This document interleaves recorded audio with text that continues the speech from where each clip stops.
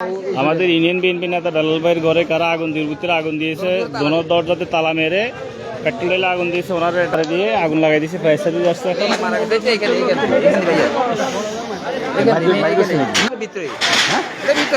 বাড়ির ভিতরে না দিয়েছি বার করছে আর ভিতরে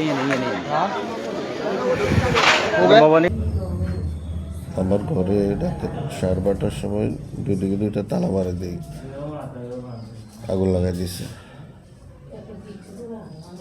আমি বাইরে তার সময় আমার বাচ্চা নিয়ে বাইরে এসে 3টা মেয়ে সময় ওরা এক সাইডে যে আশ্রয় নিচ্ছে, কিন্তু দুইটা বাইর করতে পারছে। পুরা ঘরে তৎক্ষণাৎ আগুন লেগে গেছে, পুরা মানে 5 মিনিটের মধ্যে পুরো ঘর জ্বলে যায়।